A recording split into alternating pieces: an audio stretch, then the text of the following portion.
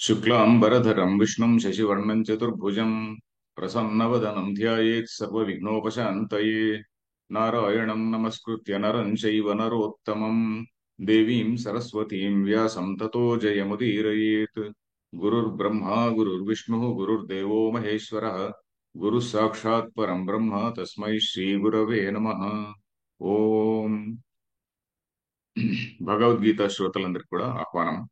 మనం ఇప్పుడు రెండవ అధ్యాయంలో 65వ శ్లోకాన్ని ఊరికే చదివామంతే. దానికి ఇప్పుడు నువ్వు చదివి కొంచెం స్థూలంగా అర్థం చూసాము. ఇప్పుడు భాష్యం చూడాలి. అంతకు ముందు శ్లోకంలో ఏం చెప్పారు?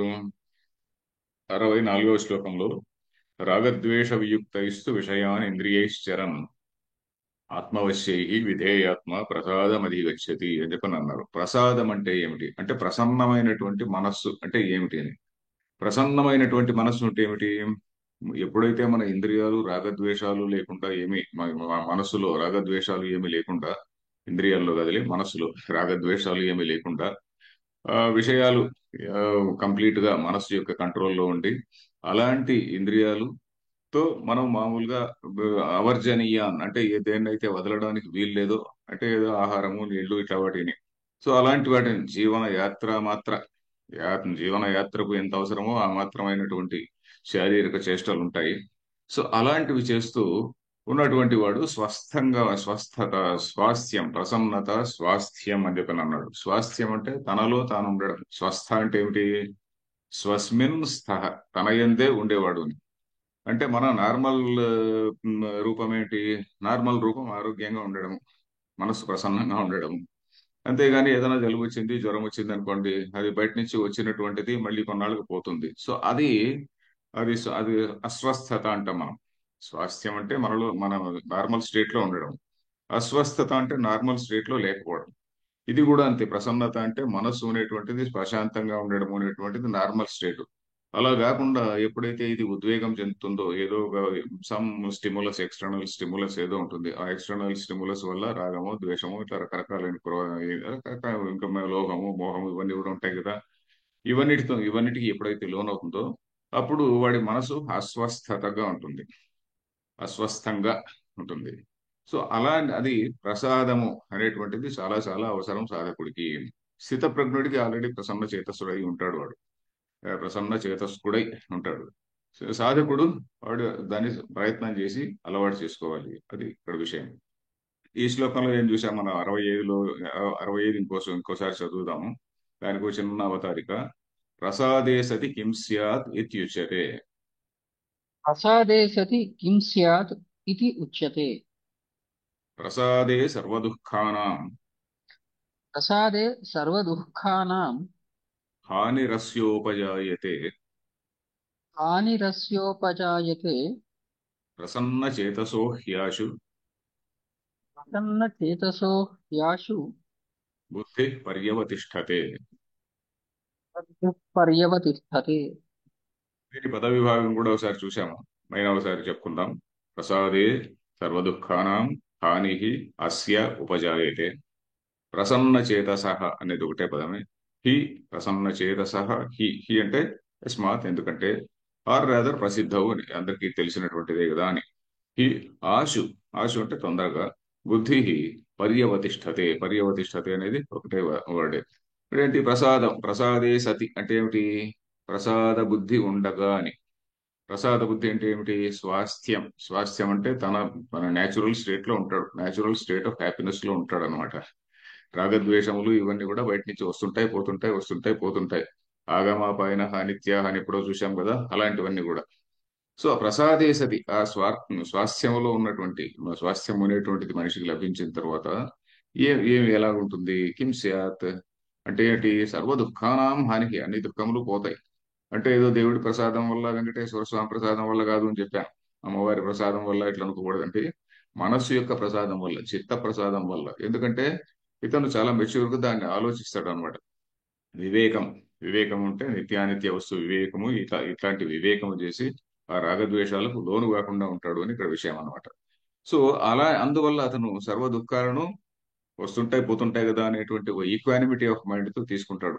ఆ ఈక్వానిమిటీ ఆఫ్ మైండ్ అనే దాని గురించి ఇక్కడ చెప్పే ముఖ్యంగా దుఃఖము అనేటువంటిది అంతా కూడా మనసుకు సంబంధించినటువంటి విషయము. మనస్సులో సరైనటువంటి అండర్స్టాండింగ్ లేకపోవడం వల్ల దుఃఖం వస్తుంది అని వేదాంతం. ఇది చాలా మందికి చాలా ఛాలెంజింగ్ గా కనపడచ్చు. కానీ ఆలోచిస్తే, మెల్లిమెల్లిగా ఆలోచిస్తే, న్యూట్రల్ గా ఆలోచిస్తే మనకు తెలుస్తుంది. దుఃఖం నామ ప్రజ్ఞాపరాధ ఏవ అంటారు. దుఃఖం నామ ప్రజ్ఞాపరాధ ఏవ అని వేదాంతులే కదండి, చరకుడు చెప్పాడు. ఎందుకంటే మన వాళ్ళు వైద్య శాస్త్రాలు ఉన్నటువంటి చరకుడు, సుశ్రుతుడు, వీళ్ళందరూ కూడా చరక సంహిత, సుశ్రుతుడు రాసినటువంటి అదేంటి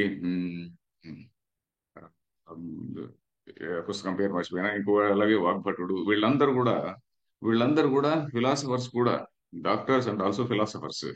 మనస్తత్వాన్ని తెలిసినటువంటి వాళ్ళందరూ కూడా.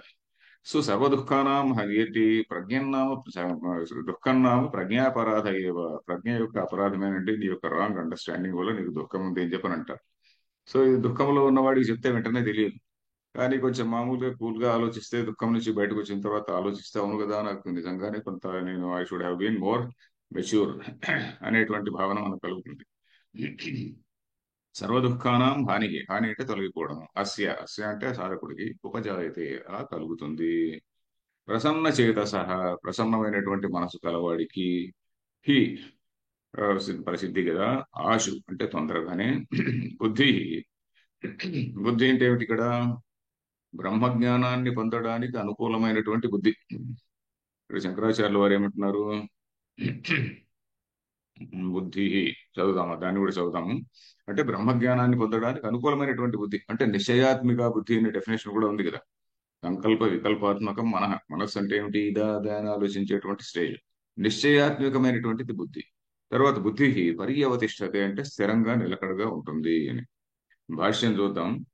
ప్రసాదే సర్వ దుఃఖానాం ఆధ్యాత్మికాదీనాం ప్రసాదే సర్వదుఃఖానాం ఆధ్యాత్మికాదీనాం హానిః వినాశః హానిః వినాశః అస్య యతేః ఉపజాయతే.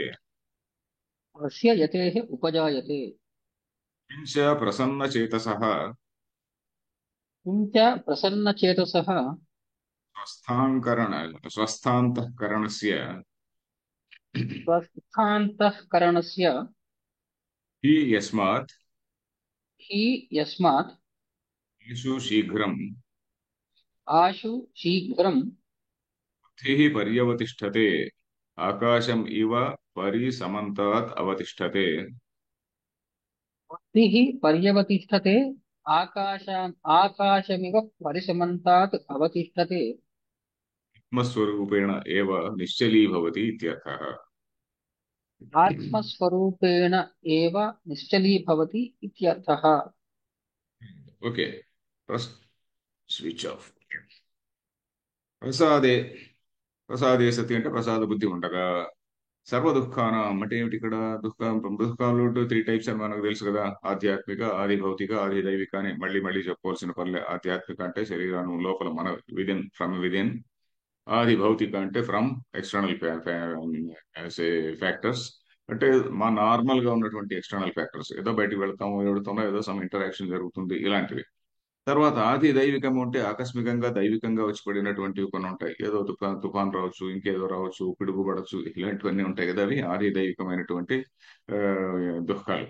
సో వీటికి ప్రసాద బుద్ధి ఉంటే గాని అవన్నీ కూడా తొలగిపోతాయి. వినాశ అస్య యతేహ.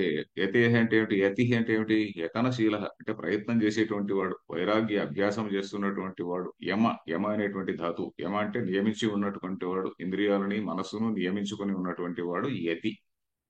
యతనశీల అని కూడా చెప్పొచ్చు. అంటే యతనశీల, యతి అంటే యాక్చువల్లీ దాన్ని నిగ్రహించుకొని ఉన్నటువంటి వాడే. యతనశీల అని కూడా చెప్తుంటారు, ఎందుకంటే ప్రయత్నం కూడా చేస్తుంటాడు కదా సాధకుడు కూడా. అలాంటి వాడికి ఉపజాయతే కలుగుతుంది. కించ అంతేకాకుండా ప్రసన్న చేతసః అంటే ప్రసన్నమైనటువంటి చేతస్సు కలవాడు అంటే ఏంటి? స్వస్థాంతఃకరణస్య అదే చెప్తున్నాడు. స్వస్థ అంతఃకరణం. అంతఃకరణము తన యొక్క నిజస్వరూపంలో ఉన్నదన్నమాట. అంతఃకరణం యొక్క నిజస్వరూపం కూల్ గా కామ్ గా ఉండడం అనేటువంటిదే. మిగతావన్నీ కూడా వచ్చిపోయేటువంటిది. కామ, క్రోధ, సంకల్ప, విచికిత్స, అవి ఇవి అని పెద్ద డెఫినేషన్ చెప్పారు చూడండి. వస్తుంటాయి పోతుంటాయి, వస్తుంటాయి పోతుంటాయి, అవన్నీ కూడా. సో స్వస్థాంతఃకరణస్య హి యస్మాత్ ఎందుకంటే ఆశు శీఘ్రం తొందరగా బుద్ధి పర్యవతిష్టతే. పర్యవతిష్టతే అంటే ఎలా ఏం చెప్తున్నారు? ఆకాశమివ పరి పరి అవతిష్టతే. పరి అవతిష్టతే. తిష్టతి అనేది ఆ పరస్మైపది. తిష్టతి సహ తిష్టతి అని. ఆత్మనేపది అవతిష్టతే అనేది ఆత్మనేపదికి వస్తుంది. ఎందుకు వచ్చింది ఆత్మనేపది అంటే పరి అవ అని రెండు ఇవి చేరాయి కాబట్టి, ఏంటివి ఉపసర్గాలు చేరాయి కాబట్టి పరి అవ అనే ఉపసర్గాలు చేరడం వల్ల తిష్టతి విగం తిష్టతే ఉపసర్గాల వల్ల అప్పుడప్పుడు పరస్మైపది ఆత్మనేపదిగా మారుతూ ఉంటుంది. పరస్మైపది ఆత్మనేపది మీకు తెలుసు అనుకుంటా.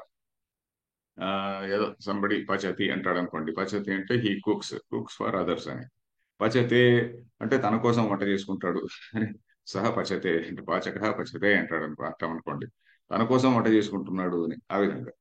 సో పర్యవతిష్టతే. ఆకాశం ఇవ పరి సమంత అవతిష్టతే.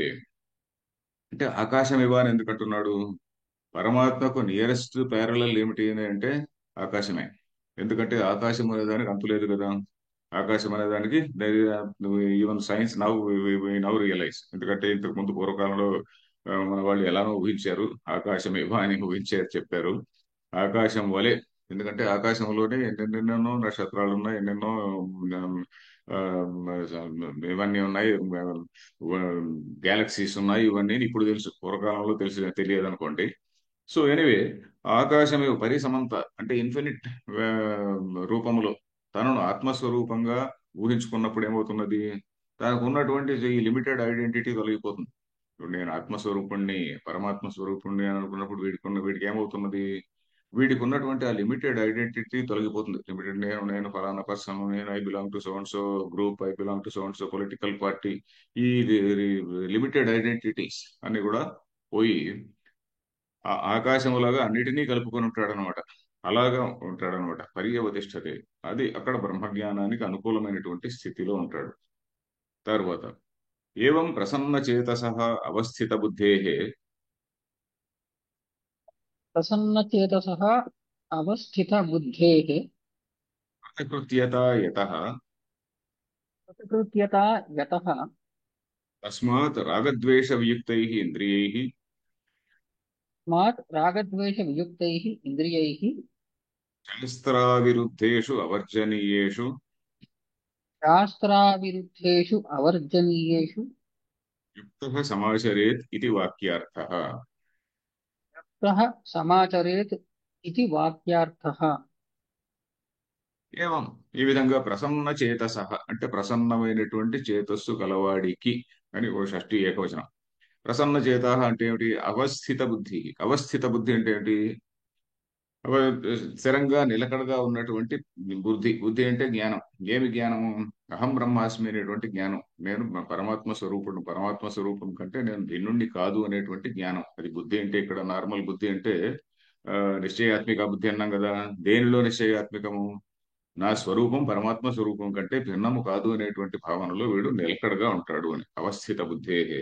కృతకృత్యత అంటే ఇక వాడు ఫర్దర్ గా సాధించాల్సినది ఏమీ లేదు. కృతకృత్యుడైనాడండి అంటాం. పరీక్షలో వాడు కృతకృత్యుడైనాడు అంటాం. కృతకృత్యుడు అంటే ఏమి? కృతం కృత్యం ఏన సహ. కృతం కృత్యం ఏన. కృత్యం అంటే చేయదగినటువంటి పని. ఆ పని చేయబడింది. ఏ పని అయితే చేయాల్సి ఉండిందో ఆ పని చేయబడింది. అది కృతకృత్యుడైనాడు. కృతం కృత్యం ఏన. ఎవడి చేత అయితే చేయవలసినటువంటి పని చేయబడిందో వాడు కృతకృత్యుడు అని. సో కృతకృత్యత అనేది అనదర్ నౌన్ ఫామ్. కృతకృత్యత. ఆ కృతకృత్యత అంటే ఏమిటి? జ్ఞానములో ఆ జ్ఞానమునంతా నిలకడగా ఉండడం. బ్రహ్మాత్మ జ్ఞానంలో నిలకడగా ఉండడం అనేటువంటిది that is the highest state. కృతకృత్యత మనిషి యొక్క హైయెస్ట్ పురుషార్థం, హైయెస్ట్ గోల్ అనేటువంటిది అంటాం కదా. నాలుగు పురుషార్థాలు. The highest Purushartha is that మోక్ష అనేటువంటి. మోక్ష అంటే ఏమిటి? Not going to another place. ఇక్కడ ఉన్న ఈ ప్లేస్ వదిలేసి ఎక్కడికో పోవడం కాదు. It is only A question of awareness. మన ఐడెంటిటీ చేంజ్ కావడం అంతే. మన ఐడెంటిటీ సడన్ గా సడన్ గా చేంజ్ కాదనుకోండి, గ్రాడ్యువల్ గా చేంజ్ అవుతుంది. కొంతమంది అది కూడా అంటుంటారు, క్షణంలో ఫలానా క్షణంలో ఆయనకు బ్రహ్మజ్ఞానం కలిగింది అంటుంటారు. I don't know. మరి ఫలానా క్షణంలో జరుగుతుందా? క్రమక్రమంగా మనం అనుసంధానం చేసే కొద్దీ మనకు క్రమక్రమంగా భావన దృఢపడుతుందా? దీన్ని మళ్ళీ మనం విమర్శించే వాళ్ళు ఏమంటుంటారు? అయ్యా ఇదంతా నీ సెల్ఫ్ హిప్నాసిస్ అంటుంటారు. సెల్ఫ్ హిప్నాసిస్ అని మనం దీన్ని తోసిపారేయలేము. ఎందుకంటే ఈ భావన వెరీ లాజికల్ థాట్ ఇది. ద లాజికల్ థాట్ ను మనం హిప్నాసిస్ అని చెప్పలేం కదా. నువ్వు ఎక్కడో కొండపైన ఉన్నావు, అక్కడ ఉన్నావు, ఇక్కడ ఉన్నావు అనేది చెప్తే అది hypnosis. Purely logical thought, purely logical derivation. ఇప్పుడు మనకు వేదాంత పంచదశి ఇట్లాంటి పుస్తకాలు చదివితే, విద్యారణ్య స్వామి పుస్తకాల్లో ఇంకా లాజిక్ చాలా ఉంటుంది. వై కాన్షియస్నెస్ ఈజ్ ప్రైమరీ అని మొట్టమొదటి చాప్టర్ లోనే అది వస్తుంది అనమాట. చైతన్యం అనేటువంటిది వై ఇట్ ఈస్ ప్రైమరీ అనేటువంటిది మొట్టమొదట. ఆ విధంగా మన ఇంద్రియములు, శరీర బాడీ మైండ్ కాంప్లెక్స్ యొక్క వివేకము, ఇవన్నీ కూడా సిస్టమేటిక్ గా వన్ బై వన్ చెప్తాడు. సో ఈ వేదాంత గ్రంథాలు ఇవన్నీ కూడా చాలా లాజికల్ గా చెప్పినటువంటివి. అందుకనే ఆ లాజికల్ గా చెప్పినటువంటి వాటిని మనం అప్లై చేసుకోవాలంతే. అప్లై చేసుకుంటే మనకు దీని యొక్క వ్యాలిడిటీ తెలుస్తుంది. కానీ తొందరగా అప్లై కాదు. ఎందుకు? మన మనసు అటు ఇటు పరిగెడుతూ ఉంటుంది, రాగద్వేషాల బట్టి పరిగెడుతూ ఉంటుంది కాబట్టి వెంటనే పట్టుబడదు. కాబట్టి ఫలానా క్షణంలో ఈయనకు బ్రహ్మజ్ఞానం వచ్చింది, లేకుంటే ఎవరో వివేకానందుడికి ఆయన ఎత్తున చేయబెట్టినప్పుడు ఇది జరిగింది అనే మాట చాలా మంది గురువులు నమ్మరు. మా గురువు గారు కూడా తత్వ విధానంలో కావచ్చు, అంతకుముందు నేను వేదాంత శాస్త్రం విన్నటువంటి పుల్లెల రామచంద్రుడు గారు, ఇలాంటి వాళ్ళు ఎవరు కూడా ఈ శక్తిపాతం, శక్తిపాతం అని అంటాం చూడండి. ఒక ఆయన చేయి పెట్టిన వెంటనే బ్రహ్మజ్ఞానం కలిగింది, అబ్బో ఆయన గొప్పవాడు కాబట్టి చేయి పెట్టాడు నేను బ్రహ్మజ్ఞానం కలిగింది, నేను మామూలు మనిషి నాకు ఎక్కడ వస్తుంది అనేటువంటి భావన అనుకుంటుంది. అలా కాదు, అలా కాదు అని మా గురువులందరూ చెప్పేవాళ్ళు అనమాట. ఈ శక్తిపాతం అనే దాన్ని వేదాంత శాస్త్రాన్ని గట్టిగా చదివినటువంటి వాళ్ళు ఎవరు చెప్పరు. మామూలుగా బయట వాళ్ళు ఎవరైనా చెప్తుండొచ్చు.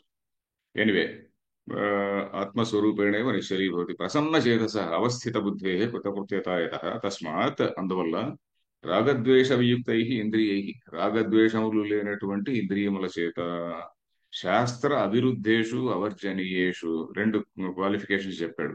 ఒకటి శాస్త్ర అవిరుద్ధేషు, శాస్త్రానికి విరుద్ధము కానటువంటివి. శాస్త్ర విరుద్ధం అంటే శాస్త్రానికి విరుద్ధమైనటువంటిది. శాస్త్రావిరుద్ధం అంటే శాస్త్ర ప్లస్ అవిరుద్ధం. శాస్త్రావిరుద్ధం అంటే శాస్త్రానికి అవిరుద్ధం, విరోధము కానటువంటిది. శాస్త్ర విరుద్ధం అంటే శాస్త్రానికి విరోధంగా ఉన్నటువంటివి. శాస్త్రానికి అవిరుద్ధము అంటే విరోధము కానటువంటివి, అంటే శాస్త్ర సమ్మతమైనటువంటి అవర్జనీయేషు అంటే వదలడానికి వీలు లేనటువంటి. శాస్త్ర సమ్మతమైనవి కూడా కొన్ని ఉంటాయి, ఆ, వదలడానికి వీలైనటువంటి. కామ్యకర్మలన్నీ ఉన్నాయి చూడండి. సో కామ్యకర్మలన్నీ కూడా శాస్త్ర సమ్మతాలే. శాస్త్ర సమ్మతమైనవన్నీ కూడా వీడు చేయాలి అని కాదు. శాస్త్ర సమ్మతమైన వాటిలో కూడా ఏవైతే వదలడానికి వీలు లేదో అవి మాత్రమే ఇతను చేయాలి. అవర్జనీయేషు యుక్త సమాచరే. యుక్త దేనితో యుక్త? ఆ జ్ఞానంతో కూడినటువంటి వాడై, ఆ బుద్ధి యుక్త, బుద్ధితో కలిగినటువంటి వాడై, ఆ ప్రసన్న బుద్ధిని కలిగినటువంటి వాడై సమాచరే అంటే ఆ ఇంద్రియ వ్యాపారాలని చేస్తూ ఉండొచ్చు. లేదా భోంచేయడం, నిద్రపోవడం ఇలాంటివి ఉంటాయి కదండి. అలా అవన్నీ కూడా చేయవచ్చు. నెక్స్ట్ లైన్, నెక్స్ట్ శ్లోక. సేయం ప్రసన్నత స్తూయతే. ధ్యేయం ప్రసన్నతా స్తూయతే. ఇదే ప్రసన్నతను సా ఇయం అంటే ఆ ఈ. ఆ ఈ అంటే ఏమిటి? ఆ పైన చెప్పినటువంటి అలాంటి ప్రసన్నత స్తూయతే ప్రశంసింపబడుతున్నది అని. ఎలాగా? నాస్తి బుద్ధిరయుక్తస్య నాస్తి బుద్ధిరయుక్తస్య ప్రచాయుక్తస్య భావన నచాయుక్తస్య భావన నిచాభావయత శాంతి నచాభావయతః శాంతిః ప్రశాంతస్య కుతః సుఖం. అశాంతస్య కుతః సుఖం. ఓకే. పైన చెప్పినది ఇదిగో ఇలా ఉంటే, ప్రసాదం బుద్ధి ఉంటే గాని అన్ని దుఃఖములు హాని జరుగుతుంది అని దాన్ని ఆ విధంగా చెప్పడము, అన్వయముఖంగా చెప్పడం అంటే పాజిటివ్ స్టేట్మెంట్. ఇది ఫ్రమ్ ద నెగటివ్ యాంగిల్. ఇలా లేకుంటే జరగదు, ఇలా ఉంటే ఇది జరుగుతుంది అని చెప్పడం పాజిటివ్ స్టేట్మెంట్, అన్వయముఖంగా అంటారు. అది లేకుంటే ఇది ఉండదు అని చెప్పడము అది వ్యతిరేక ముఖంగా చెప్పడం అంటారు. ఇప్పుడు ఈ శ్లోకంలో వ్యతిరేక ముఖంగా చెప్తున్నాడు. ఏమిటి? నాస్తి బుద్ధి అయుక్తస్య, అయుక్తుడైనటువంటి వాడు అంటే ఏమిటి అక్కడ? యుక్త అంటే కూడినటువంటి వాడు. దేంతో కూడినటువంటి వాడు? ప్రసాద బుద్ధితో కూడినటువంటి వాడు. అయుక్తుడు అంటే ప్రసాద బుద్ధితో కూడని వాడు. అలాంటి వాడికి నాస్తి బుద్ధి, అలాంటి వాడికి ఆ జ్ఞానం కలగదు. నా చ అయుక్తస్య భావన. అర్థాలు చూద్దాం. నచ అభావయత శాంతి అశాంతస్య కుతః సుఖం. ఇవి 4 వాక్యాలు ఉన్నాయి. ఒకే శ్లోకంలో 4 4 పాదాలు 4 వాక్యాలు అన్నమాట. నాస్తి బుద్ధిరయుక్తస్య, అయుక్తస్య బుద్ధి నాస్తి అని అంతే. అంటే ప్రసాద బుద్ధితో కూడనటువంటి వాడు, ప్రసాద బుద్ధి ఎవరికైతే లేదో, ప్రసాద బుద్ధితో కూడనటువంటి వాడు, వానికి ఈ బ్రహ్మజ్ఞానాత్మకమైనటువంటి లేక నిశ్చయాత్మకమైనటువంటి బుద్ధి కుదరదు అని. ప్రసాద బుద్ధి లేకుంటే నిశ్చయాత్మక బుద్ధి కుదరదు అని. ఫస్ట్ ఆఫ్ ఆల్ ప్రసాద బుద్ధి ఉండాలి. ప్రసాద ఆ, బుద్ధి ఉన్నప్పుడు నిశ్చయాత్మకమైనటువంటి బుద్ధి ఏమిటిది? బ్రహ్మజ్ఞాన ఆ, అహం బ్రహ్మాస్మి అనేటువంటి బుద్ధి కలుగుతుంది. నచ అయుక్తస్య భావన, ఆ అయుక్తస్య, అలా మళ్ళీ అలాంటి వాడికి అయుక్తస్య అనే పదాన్ని రెండు సార్లు చెప్పారు చూడండి. అలాగా ప్రసాద బుద్ధి లేనటువంటి వాడికి నా భావన, నా భావన అంటే ఏమిటి? ఇంతకుముందు చెప్పినటువంటి బుద్ధి అంటే పరోక్ష జ్ఞానం. నాస్తి బుద్ధి అయుక్తస్య, పరోక్ష జ్ఞానము కలగడము. నచ అయుక్తస్య భావన, ఆ ప్రసాద బుద్ధి లేనటువంటి వాడికి భావన అంటే ఏమిటి? ఇక్కడ నిధిధ్యాసనం అని కొంతమంది చెప్పారు. శంకరాచార్యుల వారు దాన్ని వేరే రకంగా సింపుల్ గా చెప్పారు. ఆత్మజ్ఞాన అభినివేశ అని చెప్పారు. దాన్ని కూడా చెప్పుకుందాం. ఇప్పుడు శ్రవణము, మననము, నిధిధ్యాసనము అని మూడు లెవెల్స్ ఉన్నాయి కదండి. ఇప్పుడు అసలు ఏమాత్రము వాడు రాగద్వేషాలతో అటు ఇటు తిరుగుతున్నటువంటి వాడికి శ్రవణం కూడా సరి కుదరదు. రాగద్వేషాలతో మనసు ఎప్పుడు కూడా సతమతమవుతున్నటువంటి వాడికి, శ్రవణం కుదిరితే అంతో ఇంతో కుదరచ్చు, శాస్త్రజ్ఞానం అంతో ఇంతో రావచ్చు. కొంచెం ఉన్నది ఉన్నట్టుగా ఏదో చిలక పలుకుల్లాగా ఏదో చెప్తుండొచ్చు. కానీ సాధన చేస్తున్నాడా లేదా? సాధన చేస్తే అంతో ఇంతో సాధన చేసిన తర్వాతనే వాడికి ఆ జ్ఞానం అనేటువంటిది కొంత స్థిరంగా, అంటే కొంచెం జీర్ణం అవుతుంది. ఓహో, నేను ఐఎమ్ సంథింగ్ డిఫరెంట్. నేనేదో నా సోషల్ యాక్టివిటీస్ లో నేను మామూలుగా ఉండొచ్చు, కానీ నేనేదో నా స్వరూపం అనేటువంటిది ఒకటి ఉన్నది అని స్వరూప జ్ఞానంలో ఉండడం అనమాట. ఆ స్వరూప జ్ఞానం రావడం దాన్నే నిధిధ్యాసనము అంటారు. నిధిధ్యాసనము, నిధ్యాస అంటే ఏమిటి? దాన్ని చెప్పిన దాన్ని, శాస్త్రంలో చెప్పినటువంటి విషయాన్ని మనం ఒంటికి పట్టించుకోవడం. వాకింగ్ ది టాక్ అనే మాట అంటుంటాం. వాకింగ్ ది టాక్ అని శాస్త్రంలో అలా చెప్పింది. తత్వమసి అంటున్నది. అరే నువ్వు తత్వత్వం అసి, నువ్వే యు ఆర్ దట్ అని అంటుంది. ఇంకేదో అనుభవ వాక్యం ఒకటి ఇంకొక ఆయన పెద్ద ఆయన చెప్తున్నాడు, అహం బ్రహ్మాస్మి అని అంటున్నాడు. ఆ అహం బ్రహ్మాస్మి అనేదాన్ని నేను ఒంటికి పట్టించుకోవడం ఎలాగా? దాన్ని దాన్ని ఆ విధంగా అహం బ్రహ్మాస్మి అనేటువంటి విషయాన్ని అనుసంధానం చేసుకోవాలి అని అంటారు. అనుసంధానం చేసుకుంటూ ఈ నెగటివ్ థాట్స్ తీసేస్తుండాలి అని. సో అది విషయం ఇక్కడ. నచ అయుక్తస్య భావన అంటే ఏమిటి? ఆ బ్రహ్మాత్మ భావన. ఆ భావన అంటే బ్రహ్మాత్మ భావన. అంటే నేను పరమాత్మ కంటే వేరు కాదు అనేటువంటి భావన. తర్వాత నచ అభావయత శాంతి, అలాంటి భావన లేనటువంటి వాడికి అభావయత, భావయన్ అంటే భావించుతున్నటువంటి వాడు లేక భావన కలిగినటువంటి వాడు. అభావయన్ అంటే అలా భావన లేనటువంటి వాడు అని. భావయన్ అంటే భావన ఉన్నటువంటి వాడు, అభావయన్ అంటే భావన లేనటువంటి వాడు. అభావయత అనేది మళ్ళీ షష్ఠీ వచనం, ఏకవచనం. అలాంటి వాడికి నా శాంతి, అలాంటి వాడికి శాంతి లేదు. అలాంటి వాడు ఎప్పుడు కూడా మనసు అల్లకల్లోలంగా ఉంటుంది వాడికి. అశాంతస్య కుతసుఖం, అలాంటి వాడికి శాంతి లేనటువంటి వాడికి శాంతము లేక సౌఖ్యము లేదు అనేది త్యాగరాజు పాట ఉన్నది చూడండి. అలాగా శాంతము లేని వాడికి, శాంతి లేనటువంటి వాడికి సౌఖ్యములు ఎక్కడున్నది అని ఒక రెటారికల్ క్వశ్చన్. శాంతి ఎక్కడున్న లేని వాడికి సౌఖ్యం ఎక్కడుందండి అంటే సౌఖ్యం లేదు అని. సో ఇది ఇక్కడ, అంటే ఇక్కడ విషయం ఏంటంటే, ఎంత పరోక్ష జ్ఞానం ఉన్నప్పటికీ కూడా వైరాగ్యం యొక్క అభ్యాసం చేసి కొంత ఆ బ్రహ్మజ్ఞానం అనేదాన్ని మనం సెల్ఫ్ కి అప్లై చేసుకుంటే తప్ప మనకు శాంతి అనేటువంటిది లేదు అని విషయం ఇక్కడ. శాస్త్ర అందుకనే శంకరాచార్యులు వివేక చూడమణిలో కూడా చెప్తారు కదా. ఆయన వేదాంత నితాంతదర్శి అని ఏదో ఉంది, ఒక శ్లోకం ఉన్నది. వేదాంతాన్ని బాగా క్షుణ్ణంగా వంటబట్టి క్షుణ్ణంగా నాలుక చివర్లో ఉంది ఆయనకి. నాలుగు చివర్లో ఉంది కానీ హృదయం లేకపోలేదు అని. సో నాలుగు చివర్లో ఎంత ఉన్నప్పటికీ కూడా అతని వైరాగ్యం అవన్నీ లేకుంటే అవన్నీ కూడా వేస్ట్ అని చెప్పని శంకరాచార్యులు వారు చాలా స్పష్టంగా రాస్తారు దానిలో. సో ఆ విధంగా మిగతా వాళ్ళు కూడా కోర్స్ చాలా మంది చెప్పారు అనుకోండి. సో అలాగా ఈ ప్రసాద బుద్ధి, పరోక్ష జ్ఞానం ఎంత ఉన్నప్పటికీ కూడా ఆ ప్రసాద బుద్ధి ఉండి వైరాగ్య అభ్యాసం లేనిదే ఆత్మజ్ఞానం కుదరదు. ఆ నిధి ధ్యాసం అనేటువంటిది అదే ఫైనల్ స్టేజ్ ఉన్నది కదా, అది కుదరదు అనేటువంటిది ఇక్కడ బేసిక్ గా శ్లోకం యొక్క సందేశం.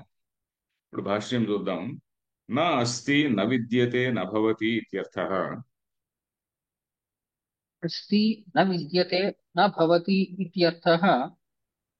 బుద్ధి ఆత్మస్వరూప విషయ बुद्धिः आत्मस्वरूपविषया అయుక్తస్య అసమాహితాంతఃకరణస్య అయుక్తస్య అసమాహితాంతఃకరణస్య ని చ అస్తి అయుక్తస్య న చ అస్తి అయుక్తస్య భావన ఆత్మజ్ఞానాభినివేశః. భావన ఆత్మజ్ఞానాభినివేశః. ఓకే. నా అస్తి, నా విద్యతే. నా విద్యతే అంటే నాట్ సీన్ అని. నా అస్తి అంటే లేదు అని. నా విద్యతే అంటే నాట్ నోటీస్డ్ అంటే లేదు అనే అర్థమే. నా విద్యతే అంటే కనపడదు ఆ మనిషిలో, అది కనపడదు. ఏమిటి? నా భవతి, నా భవతి, నా విద్యతే నా భవతి అని. నా అస్తి అంటే కుదరదు అని. లేదు అనే కాదు, అతని కుదరదు అని. నాస్తి బుద్ధి రవి అయుక్తస్య అంటే వాడికి వాడికి చదువు లేని వాడికి ఆ, ఏదో ఉద్యోగం లేదు అంటాం, లేకుంటే ధనం లేదు అని ఏదో అంటాం అనుకోండి, లేకుంటే మా సంస్కారం లేదు అని అంటాం అనుకోండి. ఆ, అంటే కుదరదు అని, సంస్కారం ఇట్ విల్ నాట్ హ్యాపెన్ అని. సో ఆ విధంగా న విద్యతే నభవతి ఇత్యర్థ. బుద్ధి అంటే ఏమిటి? బుద్ధి ఆత్మస్వరూప విషయ. ఆత్మస్వరూపం గురించి అంటే, ఆత్మస్వరూపం అంటే ఏమిటి? ఈ స్వాస్థ్యం అనేటువంటి లేనటువంటి వాడికి శ్రవణ మననాదుల వల్ల, శ్రవణ మననాదుల వల్ల కలిగేటువంటి బుద్ధి, అది కూడా కుదరదు అని. నాస్తి బుద్ధి ఏది ఆత్మస్వరూప విషయ. ఆత్మస్వరూప విషయం ఎక్కడి నుంచి వస్తుంది అంటే వేదాంత వాక్యాల యొక్క శ్రవణం వల్ల వస్తుంది. దానిని మళ్ళీ మననం చేయడం వల్ల వస్తుంది. మననం అంటే ఏమిటి? దాన్ని లాజికలీ వ్యాలిడేటింగ్, అని చెప్పింది ఎంతవరకు కరెక్ట్ అని చెప్పి మనం లాజికల్ గా ఆలోచించడం, వీటి ద్వారా అది అయుక్తస్య అంటే ఏమిటి? అసమాహితాంతఃకరణస్య. అసమాహిత ప్లస్ అంతఃకరణ. సమాహిత అంతఃకరణ. సమాహిత అంటే ఏంటండి? సమాహిత అనే పదం మనకు ఇదివరకు కూడా వచ్చింది. సమాహిత అంటే సమాధిలో ఉంచబడినటువంటి. సమాధి అంటే ఏంటి? మనస్సును స్థిరంగా ఒక చోట ఉంచడం కదా సమాధి అంటే. సమ్యక్ ఆధీయతే మనః అస్మిన్ అని ఒక రూల్, వాక్యం గుర్తుపెట్టుకోండి. సమ్యక్ ఆధీయతే మనః అస్మిన్. ఒక విషయమందు మనస్సును స్థిరంగా స్థాపించి ఉన్నాం. సమాధి, మనస్సు సమాధిలో ఉన్నది. సమాహితమైనటువంటి మనస్సు అని, సమాధి అనే దానికి అడ్జెక్టివల్ ఫామ్ సమాహిత. సమాధి అనేటువంటిది నౌన్ అయితే దానికి ఒక అడ్జెక్టివల్ ఫామ్ సమాహిత. సమాహిత బుద్ధి అంటే ఒక స్థిరంగా నిలపబడినటువంటి బుద్ధి. అసమాహిత బుద్ధి అంటే ఏమిటి? అసమాహిత అంటే స్థిరంగా ఆ జ్ఞానంలో లేదు. వస్తూ ఉంటుంది, పోతూ ఉంటుంది, వస్తూ ఉంటుంది. వేదాంతం ఇక్కడ చదువుతుంటాము, మళ్ళీ ఏదో ఇంకేదో సమ్ టెంప్టేషన్ వస్తే ఆ టెంప్టేషన్ వెంబడిపోతాం. ఇంకేదో చిన్న ప్రోగ్రామ్, ఎక్కడో డాన్స్ ప్రోగ్రాము, ఇంకేదో సినిమాలో ఇంకేదో ఉన్నది అంటే ఆ పుష్ప సినిమానో ఏదో చూడడానికి పోతుంటాం. సో ఇలాంటివన్నీ ఉంటాయి. So something like that. Pushpa cinema అని రెండోసారి చెప్పాను నేను దానికి అగేన్స్ట్ కాదండి. ఊరికే ఉంది, ఇప్పుడు ఊరికే పాపులారిటీ సో ఉంది ఉంది కాబట్టి సడన్ గా నాకు నోటికి వచ్చింది అంతే. అయుక్తస్య సమాహిత అంతఃకరణస్య అంటే చిత్త సమాధానం లేనటువంటి వాడికి, మనస్ సమాధానం, అంతఃకరణం యొక్క సమాధానం లేనటువంటి వాడు. సమాధానం అంటే స్థిరంగా ఒక చోట ఉంచడం, అలాంటిది లేని వాడికి అసమాహిత అంతఃకరణస్య అంటే స్వాస్థ్యములో లేనటువంటి వాడికి. అస్వస్థతగా ఉన్నాడు వాడు. అది చూస్తాడు, ఇది చూస్తాడు, అస్వస్థత. ఈ ప్రేమలో పడినటువంటి వాళ్ళని కూడా చూస్తున్నా. ప్రేమలో పడినటువంటి వాడు అస్వస్థత. నిన్ననే ఏదో ఉదాహరణ చెప్పాను. ఏమిటి? అదే, యక్షుడు అనేటువంటి వాడు ప్రేమలో పడి వాడు బంగారు కడియం జారిపోయి రిక్త ప్రకోష్ఠుడైనాడు అని. మరి కనకవలయ భ్రంశ రిక్త ప్రకోష్ఠ అని చెప్పని రాశాడు కదా కాళిదాసు. ఆ విధంగా సో వాడు అస్వస్థుడు, మనసు వాడికి స్వస్థతతో లేదు అని. సో అలాంటి వాడికి ఇవన్నీ ఎక్కడ కుదురుతుందండి? అది నచ అస్తి అయుక్తస్య భావన. అయుక్తుడైనటువంటి వాడికి భావన అంటే ఏమిటి ఇక్కడ? ఆత్మజ్ఞాన అభినివేశ. ఆత్మజ్ఞాన అభినివేశ అంటే ఏంటి? ఆత్మజ్ఞానమునందు అదే దాని చుట్టే ఉండడం అన్నమాట. అభినివేశ అంటే ఒక విషయాన్ని పట్టుకొని దాని మధ్య ఉండడం, అది అభినివేశం. ఆ, ఉదాహరణకి అది మామూలుగా కూడా సభల్లో చెప్తుంటారు ఈ మాట. ఓ ఈయన ఇన్ని శాస్త్రాల్లో అభినివేశం ఉందండి అంటుంటారు. అభినివేశం విష అంటే ప్రవేశించడం. విశతి. ఇంకా ప్రవిశతిని ప్రవేశం అంటాం చూడండి. ప్రా అనేది ఓన్లీ ఒక ఉపసర్గ. అభినివేశ అంటే దానిలోనే ఉండడం, నిలకడగా ఉండడం అనమాట అభినివేశ. ఇక దీనిలో మంచి అభినివేశం ఉండొచ్చు, చెడు అభినివేశం కూడా ఉండొచ్చు. ఈ అభినివేశం అనే దాన్ని ఒకానొక పంచ క్లేశాహ అని చెప్పని ఒక చోట, ఎవరు పతంజలి యోగ సూత్రాల్లో ఒకటి వస్తుందండి. ఆ పంచ క్లేశాహలో అభినివేశ, అభినివేశ పంచ క్లేశాహ అని సూత్రం మీద గుర్తు రావడం లేదు. అభినివేశం అనేటువంటిది చెడ్డ అభినివేశం ఉండొచ్చు, మంచి అభినివేశం ఉండొచ్చు. ఆత్మజ్ఞానం అనందు అభినివేశం ఉండడం అనేటువంటిది that is the highest positive thing. అంతేకాకుండా మూర్ఖంగా నేను పట్టుబట్టుకొని కూర్చొని పట్టుబట్టుకొని ఇదే కరెక్ట్ అని చెప్పి ఉన్నా అనుకోండి, వేరే వాడు ఎవడు చెప్పినా ఏది చెప్పినా వినకుండా నా మూర్ఖ పట్టుదలతో ఉంటాను అనుకోండి, అది బ్యాడ్ అభినివేశ.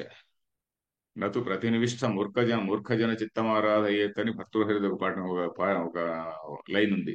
అంటే ఒక మూర్ఖం పట్టుకొని కూర్చుంటాడు, వాడికి ఎవడు ఏమీ చెప్పలేడు అని చెప్పని మూర్ఖ పద్ధతి అని చెప్పని కొన్ని శ్లోకాలు రాశాడు ఆయన. తెలుగులో కూడా వీళ్ళెవరు, తెలుగులో ట్రాన్స్లేట్ చేసినటువంటి వాళ్ళు ఉన్నారు, ఏది భర్తృహరి శ్లోకాలని, వాళ్ళ పేర్లు గుర్తు రావడం లేదు. సో వాళ్ళు మనకు చిన్నప్పుడు ఏదో హై స్కూల్లో ప్రిస్క్రైబ్ కూడా అయి ఉండేది, మూర్ఖునికి చేరి మూర్ఖుని మనసు రంజింపరాదు అని చెప్పని పద్యాలు ఉండేవి. సో ఎనివే, సో ఈ వీడు ఆత్మజ్ఞాన అభినివేశ, అంటే ఆత్మజ్ఞానం నందు అభినివేశం అంటే ఆ నిధిధ్యాసనంలో గట్టిగా ఉన్నటువంటి వాడు, నిలిచి ఉన్నటువంటి వాడు. ఆత్మజ్ఞాన అభినివేశ ఎవడికి ఉండదు? అసమ అసమాహితాంతఃకరణస్య, ఎవడి మనసు అయితే చిత్త సమాధి లేకుండా లేదు, సమాధం చిత్త నిలకడ లేదో, వాడికి ఈ నిధి ధ్యాసం వల్ల కలిగేటువంటి ఆ జ్ఞానం కలగదు. తరువాత తథాచ నా అస్తి అభావయతః తథా చ న అస్తి అభావయతః ఆత్మజ్ఞానాభినివేశం అకుర్వతః శాంతి ఉపశమః. ఆత్మజ్ఞానాభినివేశం అకుర్వతః శాంతిః ఉపశమః. తథాచ నా అస్తి, అలాగే ఇంకోటి కూడా కుదరదు అంటున్నాడు. నా అస్తి అంటే లేదు అనే కాదు, కుదరదు అని. ఎవడికి? అభావయత, ఈ ఆత్మజ్ఞానాభినివేశం లేనటువంటి వాడికి. ఆత్మజ్ఞానాభినివేశం అకుర్వత, ఎవడైతే ఈ ఆత్మజ్ఞానాభినివేశం చెయ్యనటువంటి వాడు అంటే ఏంటి? ఆత్మజ్ఞాన అభినివేశాన్ని సాధించలేనటువంటి వాడు. బికాస్ చిత్త విక్షోభం, చిత్తం అటు ఇటు పరిగెడుతుంది కాబట్టి ఆత్మజ్ఞానంలో అభినివేశం రావడం లేదు వీడికి. అలాంటి వాడికి నాస్తి శాంతి ఉపశమ, అలాంటి వాడికి శాంతి ఉపశమం. ఉపశమం అంటే ఏంటి? అది వాడు ఎందుకు కుదరదు? బికాస్ ఈ Cs a lot of duality. ప్రపంచంలో వాడికి ఇంకా వన్నెస్ అనేటువంటి ఆలోచన రాలే. బ్రహ్మ ఆత్మతత్వమే, ఇదంతా బ్రహ్మస్వరూపమే, ప్రపంచం నేను ఏదైతే చూస్తున్నానో everything is a manifestation in that బ్రహ్మన్ అనేటువంటి భావన వీడికి ఇంకా రావడం లేదు. నేను కూడా, నేను ఆ బ్రహ్మ పరమాత్మ స్వరూపం కంటే వేరు కాదు అనేటువంటి భావన. కనిపిస్తున్నవన్నీ కూడా ఆ శుద్ధ చైతన్యంలో ఆవిర్భవించినటువంటివి, లేక కనిపించేటువంటివి అనేటువంటి భావన వీడికి ఇంకా రాలేదు. ఇంకా వీడు డ్యుయాలిటీ చూస్తున్నాడు, నాకు అది కావాలి ఇది కావాలి, వీడు వేరే, వీడు నా శత్రువు, వీడు నా ఎనిమి అనేటువంటి భావనలో వీడు ఉన్నాడు అనమాట. సో అది అది ఇక్కడ కుదరదు అంటున్నాడు. అది కుదిరితే తప్ప వీడికి శాంతి ఉపశమ అనేటువంటిది రాదు. శాంతి అంటే శమ. ఉమ్, ఆ, ఉపశమము అంటే ఉప అనేది ఒక ఉపసర్గ అంతే. ఉపశమ శాంతి కుదరదు అని. తథాచ నాస్తి అభావయత ఆత్మజ్ఞానాభినివేశం అకుర్వత, ఆత్మజ్ఞానం నందు మనసు నిలకడగా లేకుంటే ఇది కుదరదు. తర్వాత అశాంతస్య కుతః సుఖం అశాంతస్య కుతః సుఖం ఇంద్రియాణం హి విషయ సేవా తృష్ణాతః నివృత్తి యా తత్ సుఖం. ఇంద్రియాణం హి విషయసేవా తృష్ణాతః నివృత్తిః యా తత్ సుఖం. ఉమ్, ఈ విషయ విషయ తృష్ణ ఒక విషయం మాత్రమే ఉంది సార్ ఇక్కడ నా దగ్గర. విషయ సేవా తృష్ణాతః. ఒకటే. ఓకే. విషయ సేవ తృష్ణాతః. తృష్ణాత. ఓకే, అది కూడా ఓకే. సరే, ఓకే. దుఃఖమేవ హి సా. దుఃఖమేవ హి సా. ఓకే, మీనింగ్ ఒకటే, రెండుకి పెద్ద తేడా లేదు. అశాంతస్య కుతః సుఖం అంటే ఆ శాంతం లేని వాడికి సుఖం ఎక్కడున్నది అంటున్నాడు. సుఖం అంటే ఏమిటండి అనేదాన్ని నిర్వచనం చేశాడు, ఏది సుఖము ఏది సుఖము కాదు అని. ఇంద్రియ హి అంటే ఇంద్రియాణం, హి అంటే యస్మాత్, ఆర్ అదర్, ప్రసిద్ధి చెందిన విషయమే కదా. ఏమిటి? ఇంద్రియాణం విషయ సేవ తృష్ణాత నివృత్తి యా తత్ సుఖం. ఆ నివృత్తి ఏదైతే ఉన్నదో, ఇంద్రియాణం ఇంద్రియములకు అన్నిటికి కూడా విషయ సేవా తృష్ణాత, విషయము కావాలి అనేటువంటి తృష్ణ. తృష్ణ అంటే డీప్ డిజైర్, లేకుంటే దాని గురించి ఒక లాంగింగ్ అంటాం చూడండి, అట్లాంటి లాంగింగ్. ఆ లాంగింగ్ నుంచి నివృత్తి, తృష్ణ నుండి నివృత్తి. విషయములను సేవించాలి, సేవించడం అంటే అనుభవించాలి. సేవ అంటే సర్వింగ్ కాదు. విషయ సేవనం, సేవనం అంటే వాడు కాఫీ సేవిస్తున్నాను అంటాడు, లేకుంటే ఏదో మద్యం సేవిస్తున్నాను అంటాడు. వాడు సేవిస్తున్నాను అంటే అర్థం ఏంటి? వాడు ఈజ్ ఎంజాయింగ్. విషయ సేవ అంటే విషయంలోనే ఎంజాయ్ చేయడం, అంతేగాని వాటికి సేవ చేయడం కాదు. సేవ అంటే మన సర్వీసు, కాళ్ళు నొక్కడము చేతులు నొక్కడము కాదు. సేవ అంటే వాటిని అనుభవించడము అని. విషయ సేవ తృష్ణ, విషయ సేవ గురించి తృష్ణ ఉంటుంది మనకు.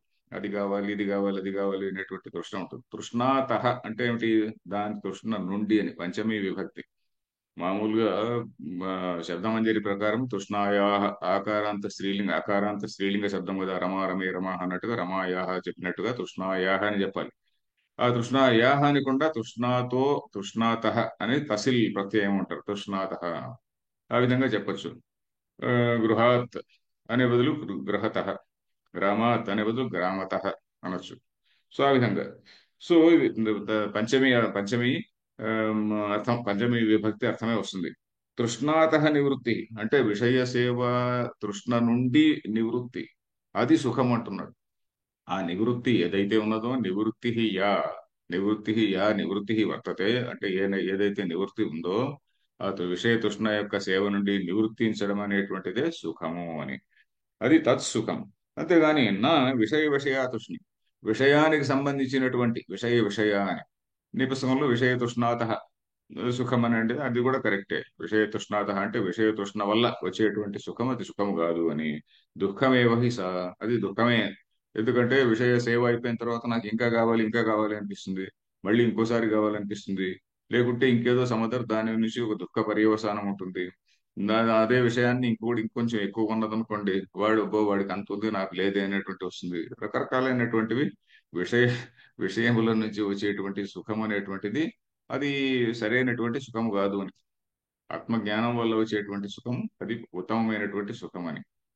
సో నా విషయ తృష్ణ దుఃఖమేవ హి స, విషయ తృష్ణ విషయముల గురించి లేక విషయ సేవన వల్ల వచ్చేటువంటి సుఖం ఏదైతే ఉన్నదో అది చాలా ఫ్లీటింగ్, చాలా తొందరగా వెళ్ళిపోయేటువంటిది, చాలా తుచ్చమైనటువంటిది. అది దాని నుంచి సుఖం అనేటువంటిది లేదు అని విషయం ఇక్కడ. తర్వాత నా తృష్ణాయాం సత్యాం తృష్ణాయాం సత్యాం సుఖస్య గంధమాత్రమపి ఉపపద్యతే ఇత్యర్థః. సుభస్య గంధమాత్రమపి ఉపపద్యతే ఇత్యర్థః. అంటే తృష్ణాయాం సత్యాం, ఇక్కడ మళ్ళీ సతి సప్తమింటం చూడండి. తృష్ణాయాం సత్యాం అంటే తృష్ణ ఉండగా అని. సత్యాం అనేది ఎందుకు వచ్చింది? ఇది స్త్రీలింగం కాబట్టి. అది ప్రసాదే సతి అని అక్కడ ఏమొచ్చింది? ప్రసాద అనేటువంటిది నౌన్ పుల్లింగం కదా, ప్రసాదే సతి అట్లా వచ్చింది. ఇక్కడ తృష్ణాయాం సత్యాం అని స్త్రీలింగం కాబట్టి తృష్ణ ఉండగా అని. తృష్ణ ఉండగా సుఖస్య గంధమాత్రమపి న ఉపపద్యతే, సుఖం యొక్క వాసన కూడా లేదు, దాని వాసన కూడా లేదంటే చూడండి. కరెక్ట్ గా సంస్కృతంలో అంతే. గంధమాత్రమపి, గంధం అంటే వాసన. నా సుఖస్య గంధమాత్రమపి ఉపపద్యతే, సుఖం యొక్క గంధము కూడా, సుఖమైనటువంటి సుఖ లేశము కూడా ఉండదండి విషయ తృష్ణ ఉన్నప్పుడు. సుఖం ఎక్కడ ఉన్నది? వాడికి అది కావాలి, ఇది కావాలి, అది వచ్చే వరకు మనసును తొలిచేస్తూ ఉంటుంది. మనసును మథ్నాతి ఇంద్రియాన్ని ప్రమాథీని అని చెప్పారు చూడండి. ఇది వరకు ఇంద్రియాన్ని తొలిచివేస్తుంటుంది. అది పిశాచము అని కూడా అన్నారు చూడండి. పిశాచం అంటే పిశునమర్తి అంటే మన పచ్చి మాంసాన్ని తింటున్నట్టుగా నాకు అది కావాలి, అది కావాలి, అది కావాలి అని నేను చెప్పి ఎప్పుడు వాడు కుళ్ళుకుంటూనే ఉంటారనమాట. కుళ్ళుకుంటున్నాడు అని అంటాం చూడండి, కుళ్ళిపోవడం అంటాం. సో ఆ మనసులో కుళ్ళు అది ఎట్లనే ఉంటుందన్నమాట.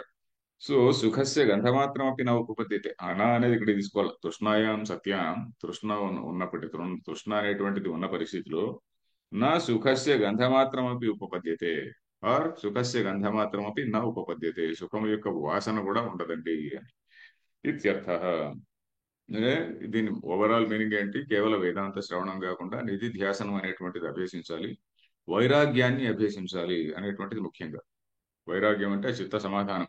ఆ చిత్త సమాధానం దేని నుంచి? విషయ తృష్ణ నుండి మనసు వెనక్కి మళ్ళించాలి అని.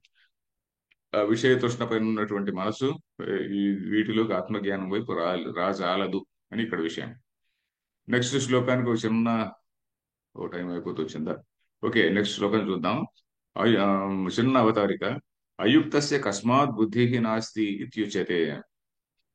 అయుక్తస్య కస్మాత్ బుద్ధిః నాస్తి ఇతి ఉచ్యతే. అయుక్తుడు అంటే స్వాస్థ్యములో లేనటువంటి వాడు, అలాంటి వాడు. ఆ ఆత్మజ్ఞానంతో లేనటువంటి, ఆత్మజ్ఞాన అనుకూలమైనటువంటి బుద్ధి లేనటువంటి వాడికి కస్మాత్ బుద్ధికి నాస్తి అంటే ఎందువల్ల ఆ బుద్ధి కుదరదు అనేటువంటి చెప్తున్నాడు అనమాట. ఏమిటి? నెక్స్ట్ శ్లోకంలో చెప్పేది ఏంటంటే, ఇంద్రియాలు పరిగెత్తినట్టంతా వీడు కూడా, మనసు కూడా పరిగెత్తింది అనుకోండి. మనసు అంతా పరిగెడుతుంటే అది ఎలా ఉంటుంది? కఠోపనిషత్తులో ఒక రథరూప కల్పన ఒకటి ఉన్నది. రథం, ఆ, శరీరం అనేటువంటిది ఒక రథం. ఈ శరీరంలో ఉన్నటువంటి జీవుడు ఉండేటువంటి వాడు he the owner of that. తర్వాత ఇంద్రియాలు అనేటువంటి గుర్రాలు, మనస్సు అనేటువంటివి గుర్రాలను బట్టి పట్టేటువంటి, గుర్రాలను పట్టుకున్నటువంటి కళ్యము. ఆ కళ్యాణ్ణి మళ్ళీ ఎవడో సారథి పట్టుకొని ఉంటాడు కదా. ఆ సారథి ఎవడు కళ్యాణ్ణి బట్టి పట్టుకొని లాగేవాడు అంటే బుద్ధి. బుద్ధి అంటే ఏది రైట్, ఏది తప్పు, ఎటువైపు పోవాలి, ఏది రైట్ పాత్, ఏది గుంతలో పడేస్తుంది అనేటువంటిది వీడికి తెలియాలన్నమాట. సో ఇంద్రియాలు అనేటువంటి గుర్రాలు పరిగెడుతుంటాయి. దానికి మధ్యలో ఏదో గుర్రాలకు కొంచెం పచ్చగడ్డి కనిపించింది, ఇంకెక్కడో ఏదో కనిపించింది, దాని వెంబడి పరిగెడుతుంది అనుకోండి. పరిగెడితే అటువైపు వెళితే వీడు గుంతలో పడతాడు. సో దాన్ని కళ్ళెం బట్టి లాగించాలి. ఆ మనస్సు అనేటువంటి కళ్యాణ్ణి బట్టి లాగితే ఆ మనస్సు మళ్ళీ ఇంద్రియాలను నియంత్రిస్తుంది. సో అట్లా అక్కడ అలాంటి రూపకం అంటే అట్లాంటి ఒక మెటఫర్. రూపకం అంటే ఒక మెటఫర్. ఇక్కడ ఈ శ్లోకంలో ఇంకొక ఉదాహరణ ఇచ్చాడు. మెటఫర్ కాకుండా ఒక ఉపమాలంకారం ఇచ్చాడు. ఏంటి, ఒక నావ సముద్రంలో, సముద్రం కాదు, ఏదో నదిలోనో దేనిలోనో పోతుంటుంది అనుకోండి, ఏదో వాటర్ లో పోతున్నది. పెద్ద గాలి వచ్చింది, సముద్రం కూడా చెప్పుకోవచ్చులేండి. పెద్ద గాలి వచ్చినప్పుడు ఏమైతుంది, వీడు వెళుతున్నటువంటి డైరెక్షన్ నుంచి కొట్టిపడేసి, డైరెక్షన్ నుంచి అంటే పూర్తి టాప్సీ టర్వీ చేయలేదు, ఇంకెక్కడికో తోసేసింది. ఆ గాలి ఇంకెక్కడికో వీడిని తోసేసింది. తోసేస్తే వాడు ఎవడో కొలంబస్ ఇండియాకి రావాలనుకుని అక్కడెక్కడో వెళ్ళాడు చూడండి. సో ఆ విధంగా, సో ఆ విధంగా తోసేస్తుంది ఏవి, గాలి. సో ఇక్కడ పోలుస్తున్నాడు అనమాట. అక్కడ రథరూపము, అక్కడ కఠోపనిషత్తులో రథరూప కల్పన అక్కడ ఉన్నది. ఇక్కడ ఉపమానం ఏంటంటే నీరు అనేటువంటిది మనస్సు. ఆ మనస్సు దాన్ని ఎక్కడ పోతున్నది, ఈ విషయ వాయువు అంటే ఏమిటి, ఇక్కడ వాయువు కొట్టిపడేసేది ఏంటి అంటే ఇంద్రియం, ఈ విషయాలపైన ఉన్నటువంటి తృష్ణ. ఆ విషయాలపైన ఉన్నటువంటి ఈ తృష్ణ అనేటువంటిది తీవ్రమైనటువంటి వాయువు. తర్వాత నావ ఏమిటి అంటే మన ప్రజ్ఞ.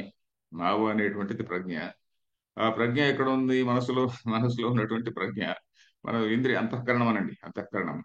ఆ నావ అంతఃకరణం అనేటువంటిది నీటిలో ప్రవహిస్తూ ఉన్నది. ఆ నీరు అంటే ఏమిటి అంటే సాలిడ్ బేస్ కాదనమాట. అంటే అంతఃకరణంలో ఇంకా నిలకడ రాలేదు. సో బట్ ఈ వాయువు కొట్టి పడేస్తున్నది. అలాంటి ఉపమానం ఇచ్చాడు ఇక్కడ. సో శ్లోకం చూద్దాము. ఇంద్రియాణం హి చరతాం ఇంద్రియాణం హి చరతాం యన్మనోనువిధీయతే యన్మనో అనువిధీయతే తదస్య హరతి ప్రజ్ఞాం తదస్య హరతి ప్రజ్ఞాం వాయుర్నవమివాంభసి. వాయుర్నావమివాంభసి. ఇంద్రియాణం హి చరతాం యత్ మనః అనువిధీయతే. యత్ మనః అనువిధీయతే. మనః అనేది నపుంసకలింగం అండి.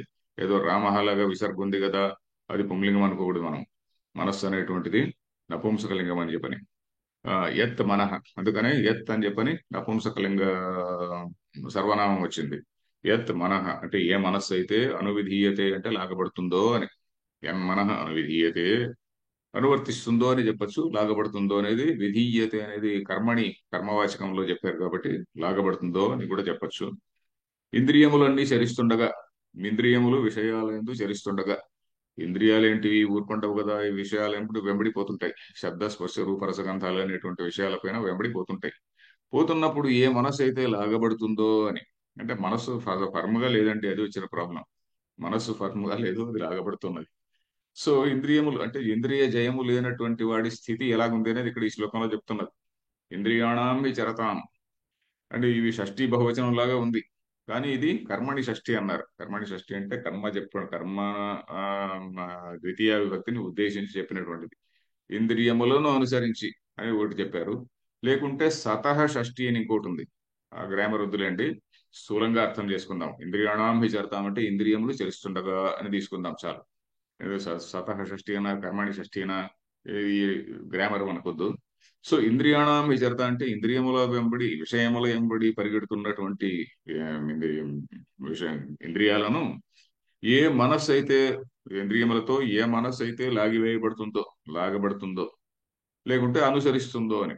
అలాంటి మనస్సు తత్ అస్య హరతి ప్రజ్ఞానం. తత్ ఆ మనస్సు అస్య ఆ సాధకుని యొక్క ప్రజ్ఞాం హరతి, వాని యొక్క బుద్ధిని. ప్రజ్ఞ అంటే ఏమిటి, ఈ ఆత్మజ్ఞానాన్ని. ఆత్మజ్ఞానం ఏదో శాస్త్రము అది ఇది చదువుతున్నాడు, రోజు క్లాస్కి వెళ్తున్నాడు, వేదాంతం క్లాస్ వింటున్నాడు, ఏదో అంతో ఇంతో వీడికి జ్ఞానం వచ్చింది, శాస్త్ర జ్ఞానం వచ్చింది, ఆ ప్రజ్ఞను హరిస్తుంది అని. తదస్య హరతి ప్రజ్ఞానం. ఎలాగా, వాయు నావం ఇవ అంభసి. అంభసి అంటే నీటి యందు. అంభస్ అంటే నీరు. అంభసి అంటే అంబః అంటే నీరు. అంభసి అంటే నీటి యందు అని. సప్తమి విభక్తి. అంభసి ఆ, నావం వాయు యథా నయతి తథా అని. యథా నయతి అంటే ఏ విధంగా పక్కకు అపనయతి తీసుకెళ్తుందో ఆ విధంగా అని. అంబసి నీటి యందు వాయువు నావం ఇవ, నావను ఎలాగైతే షేక్ చేసి ఊపి పడేసి పక్కకు తోసేస్తుందో ఆ విధంగా ఈ హరతి ప్రజ్ఞ, ఈ ప్రజ్ఞను హరిస్తుంది అని. ఏది? ఈ నిలకడ లేనటువంటి మనస్సు. ఇంద్రియములు ఎక్కడెక్కడైతే పరిగెడుతున్నదో దానింబడి ఏ మనస్సు అయితే లాగివేయబడుతుందో అని మొట్టమొదటి వాక్యానికి. ఇంద్రియములు వెళుతున్నట్టు ఇంద్రియములన్నీ విషయాలెంబడి పరిగెడుతుండగా ఏ మనస్సు అయితే వాటి వెంబడి లాగివేయబడుతుందో, అంటే ఈ కళ్ళెం వీడు ఊరికే పట్టుకొని కూర్చున్నాడు అంతే. మరి కళ్ళెం పట్టుకొని కూర్చున్నాడు అంతే, కానీ పోతున్నాయి. వీడి బుద్ధి అనేటువంటి దాన్ని పట్టుకోలేదు. సో ఇక్కడ ఆ, రథాన్ని కల్పన వదిలేసేయండి. రథ కల్పన వదిలేసి ఈ లాగివేయబడుతున్నటువంటి నావ దేని వల్ల అలా తోసివేయబడుతున్నది? ఈ వాయువు వల్ల. ఈ వాయువు అనేటువంటిది ఏమిటి? మనకున్నటువంటి విషయ తృష్ణ. ఈ విషయ తృష్ణ అనేటువంటిది తోసి పడేస్తున్నది అనమాట వీడిని. ఇది ఇక్కడ విషయం. తదస్య హరతి ప్రజ్ఞ, హరతి అంటే దొంగిలిస్తుంది. ఆర్ స్నాచెస్ అవే, వీడి ప్రజ్ఞను తీసుకెళ్తుంది. ఎక్కడో వీడి ప్రజ్ఞ అక్కడ గాలిలో పోయింది. వీడి వీడి ప్రజ్ఞ గాలిలో పోయింది. వీడు మామూలుగా విషయ సేవనలో పడిపోయాడు అని. సో ఇక్కడ సమయం అయిపోయింది. ఇక్కడ అయిపోతుంది అనుకున్నా కానీ కాలేదు. ఓకే, ఈ రోజు ఇక్కడ కాపుదాంలేండి. ఓం పూర్ణమద పూర్ణమిదం పూర్ణాత్ పూర్ణముదచ్యతే పూర్ణస్య పూర్ణమాదాయ పూర్ణమేవ అవశిష్యతే. ఓం శాంతి శాంతి శాంతి. ధన్యవాదాలు ఆచార్య.